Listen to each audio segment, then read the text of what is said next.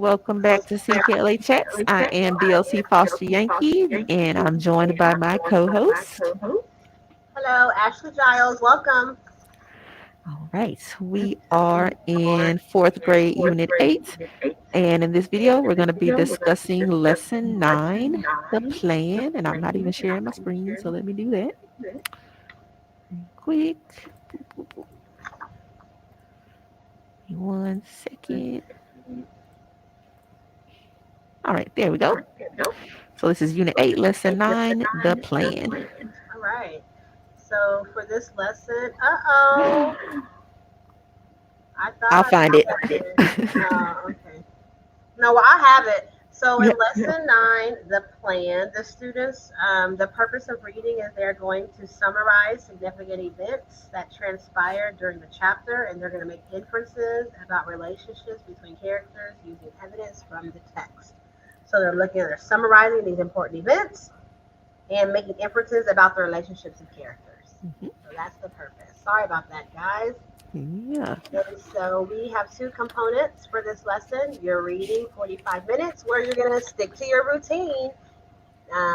This is not a close read, so you're going to introduce the chapter. You're going to read chapter 6. You're going to engage in chapter discussion. And then our word work for today's lesson is the word craft.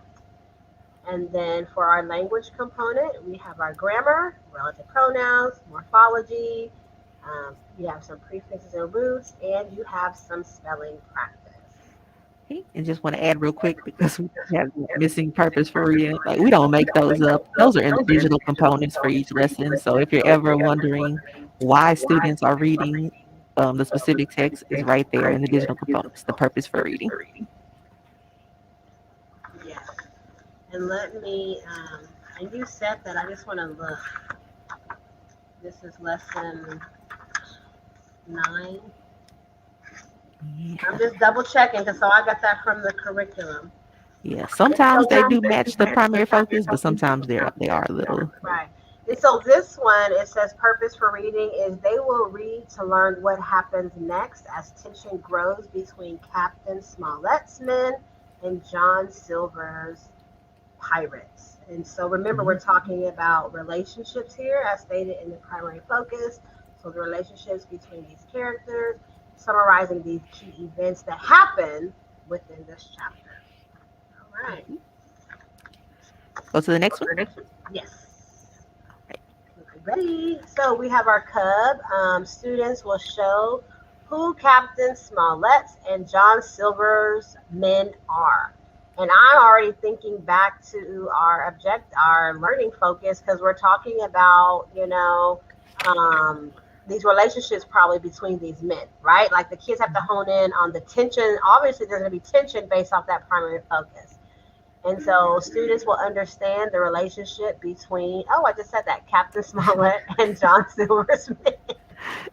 What will they be able to do? They will be able to summarize the significant events in the chapter by writing summaries and making inferences about relationships between characters and evidence from the text by writing a response to questions. Now remember,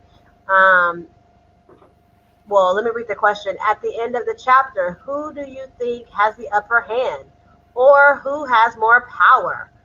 And construct Captain Smollett's men or John Silver's men. Support your opinion with evidence from the text. I do want to point out, now Sarah, you help me. Now I know at the end of the chapter they have these like wrap-up questions, but this question here was not a wrap-up question, right? Let me go. I don't think that it was. Let me flip. But this, if it's not, these are questions. It is. Oh, it is. Okay. Yeah, it's the evaluative question. I'm sorry. Discussion. I'm confusing anybody today. I'm sorry. Let me open my curriculum. That'll help me. But you're right, because sometimes it's not necessarily in the chapter. Where you'll see the question that aligns with the primary focus. So sometimes you gotta have to search for it, but it is there in this lesson. Well, good. It is there for this lesson. So strictly following the lesson. Okay. So next. So our formative assessment. So students are going to think, pair, share. So on that evaluative question, it does say think, pair, share. Like I've indicated once before, A lot of them will let you know when to think, pair, share. It'll be written in bold, and I've circled it in my curriculum document, like think, pair, share. So they're already embedding this instructional strategy.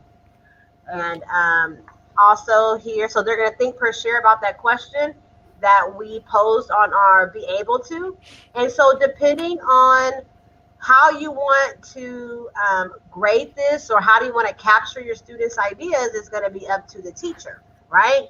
So like right now, yes, it says they want to discuss, they want them to think, pair, share, but are you going to have them write their answer on a sticky note? Are you going to want them to put and post it onto an exit chart? So that part is going to be up to the teacher's discretion on how you're going to capture their ideas. But that question is there. And along with that think, pair, share ending question, students are also going to refer back to that character chart. That's 1.3, and adding some more information about characters from the Smollettsman or Silversman, I'm sure. And I'll just add that evaluative question is a loaded question. Like you could have a lot of different opinions. So it is ripe for a debate to encourage that discourse amongst the Yeah, I'd like to say think tank, right? Let them think students. about it, and like and talking to great discourse can happen right here. Yeah. If one group agrees, thinks that Silversmen are one way, and another group may disagree. Like just imagine the conversations that, and using evidence from the text that could be held in these classes with this Yes. question. Encourage different opinions. Encourage people to disagree. Yes, that's a good thing. Yes. All while keeping in mind how you're going to hold them accountable, right? At the end of that, for Prove answering it. those questions. Yes, yes. So, as our usual routine, you're going to introduce the chapter.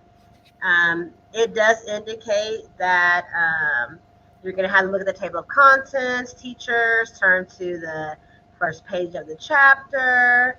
Um, it does say you may want students to refer to pages 108 and 109 of the reader.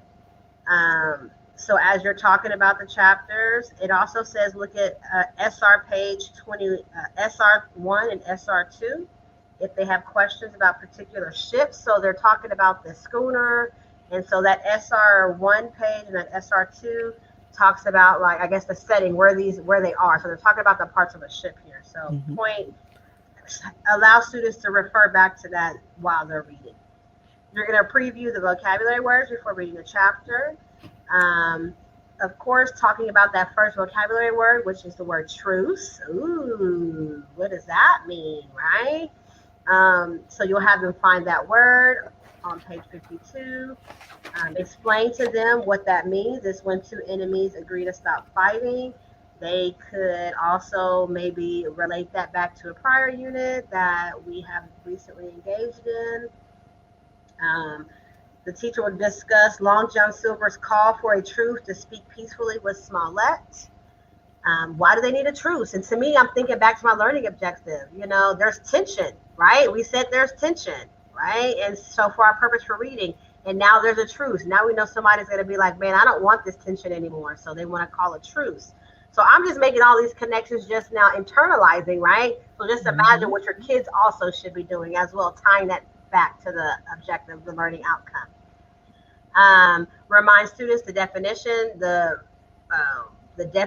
to the bolded words are in the glossary. They should know this by now. And then students need to look at, and obviously the words are also on activity page 9.1. So they're also in the back of the glossary and 9.1.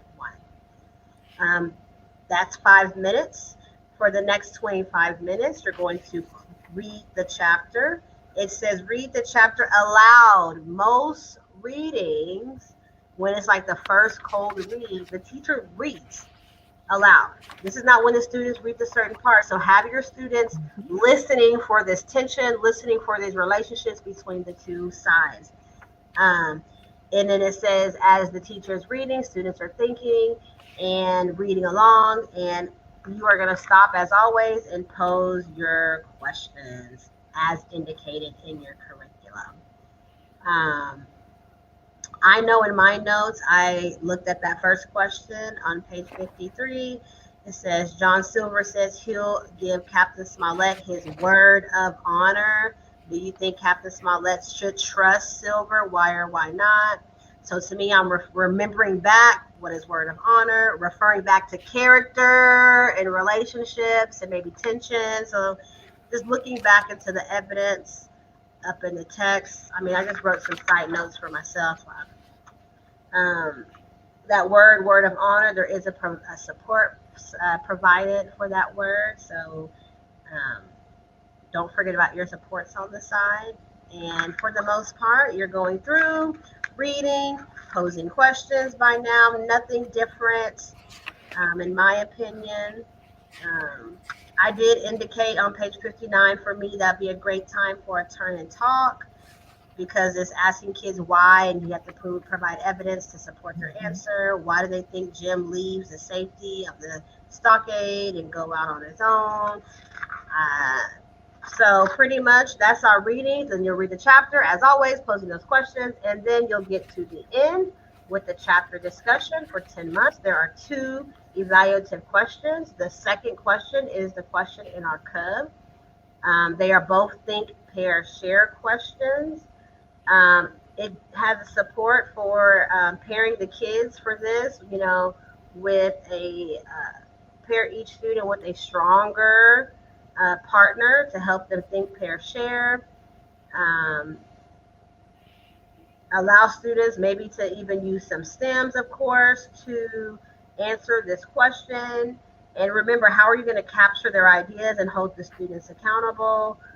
Is that whether that be an exit slip or a fishbowl, which I loved from Miss Foster-Yankey. And then after you have captured the ideas of this chapter discussion, the students will go back to that character page, adding into Jim Hawkins, Long John Silver, and Captain Smollett. They're going to be adding more information to that character chart. Um, and yeah, that will be for the check for understanding at the end of the chapter discussion. Activity page 9.2 is going to be a take home activity, and basically it's a reading, an excerpt with some questions. And that, oh, then we can't forget about the word work craft. Same routine as always. Say the word with me, the definition, the part of speech, give some examples, have some students share out, use this word in a sentence. The activity, this is a multiple meaning word. So you're going to give student the activity for this. You're going to give students sentences, and they're going to have to decipher which meaning is it, meaning one or meaning two. First meaning is a noun, a ship or a boat for craft, and the other one is like craft, as in how skillful work in making or doing something. Oh, and that'll conclude the reading. Oh, and the students will, if the definition, depending on the meaning of the word, students need to hold up a one or a two, and that will let the teacher know if they understand me or assess understanding of that word. And that brings us on to language. All right, so we have 45 minutes on the language component. The first subcomponent is grammar, where they're going to spend 15 minutes doing a quick review of relative pronouns. The teacher is basically reading the anchor chart from, I think, a couple of lessons ago. They were introduced to relative pronouns. So just rereading the anchor chart, and then going over the directions for activity page 9.3, which is here. So the top is pretty much a replica of the anchor chart. And then the directions are they're going to read each pair of sentences, then combine them into one sentence using the appropriate relative pronoun. So the teacher reads those directions to the kiddos, and then they work independently, or they can also work in pairs to complete the activity page. Yeah, I think this is like that ending activity. You broke the relative pronouns up in parts. Mm-hmm. First, you talked about the who, whom, and whose, and then the that, which, and whose. And now we're going to do all of them. Can you decipher which one fits that sentence when combining. So let's put Hmm. that knowledge to work now. That almost remind like sometimes you don't see the I do, you do, we do, you do within the same lesson. You'll see it across lessons. So this is like the you do because the teacher's really not doing anything here except here's the anchor chart that Yeah, we did, let's and do then it. now you're gonna go off on your own. So this is like the you do. So those earlier lessons were your I do, and Was then your we gotta said, we do. yes. Yeah. So broken across lessons sometimes. Love it. Something great to jot no across lessons. Yeah. Yeah. So you may not find it within the same lesson all the time. Your I do might be, yeah, across. Later. Yeah. So there is a check for understanding where students share their sentences aloud, and the teacher uses that to identify students who need a review and a reteach in a small group. They'll collect the activity page to review and grade at a later time, and if any students haven't completed it, they'll do that for homework. Then they'll move on to morphology, and not a whole lot of directions here. It's another 15 minutes. It looks like another you do because the students are turning to activity page 9.4. A student's going to read the directions for the first section, write the correct word to complete each sentence. So there's like four choices here, and they're going to pick the correct one that goes in the blank. There's a check for understanding where another student reads the same sentence, number one, with the blank in place, and the teacher asks students which word belongs in the blank so that the sentence makes sense. The class gives a thumbs up or a thumbs down, whether they agree with the answer. And then, depending on the responses, the teacher reteaches as needed. And then, students got a freebie because they write the correct answer in the blank. They complete the first section of the activity page. Then they repeat with the student reading the directions for the next section. Section 2 says working in pairs, write a complete sentence for each of the following words. Be sure to use correct capitalization and punctuation. So they will work with a partner to complete that. And then, as time allows, the teacher calls on different pairs to share their sentences aloud. And at the end, collects the activity page to review and grade at a later time. And if students don't finish it in class, they complete it for homework. So one thought I had as I was reading what the teacher's doing in this part is maybe you want to time them for each section or give them a certain amount of time to do section one, maybe 5 minutes. And then when the student reads that next section's directions, giving them a set time to complete that second section as well, just to keep them on track. Right. Because it's what, 15 minutes? Yeah. I think Yeah, that's so 15 minutes and total. it's four questions and four questions. You know, Yeah. so yeah. And you did the first one together on section one, so Right. Right. And to me, I like this. And so this to me, if you are a teacher that really taught these word parts, like because it's kind of hard, it's kind of challenging. yeah. They're reading the sentence, so depending on the context of the sentence, we got to choose the right word. So if you know the meaning of each, the word, the prefix, and the roots, you got to be able to put that word together and know what that word means, Yeah. and does it agree with what the sentence says. So it can be challenging. It could Mm-hmm. be hard. I just think about lesson execution, when we're teaching these word parts and don't just fly by it. I know we tend to, focus on Yeah. the reading, but this is also important as well, with forever in life, Yeah, to I be think able to break a word down. that's a good point because it is a concern that like student was this is too hard for students to read. They're going to struggle with this. But if you're teaching them morphology, then you're setting them up to be able to handle more complex text. They Yeah, don't need you to break down words and tell them what they means because that's a tool that you exactly. provided for them. You've taught them how to do that. Yeah, and that word M and N and bio go attach that to any part of any word. You can Yeah. decode it. You can figure it out. So yeah, just want to bring that point up. Yep. Give them the tools. What is it? Yeah, Teach a man to fish. and he will. Yes. All right, so we wrap up lesson 9 with a spelling component for 15 minutes. Students are doing activity page 9.5 for each spelling word. They work with a partner to write a sentence using the word. And the teacher just reminds them to use the individual code chart in the back of their activity book as they practice. Let's see what else.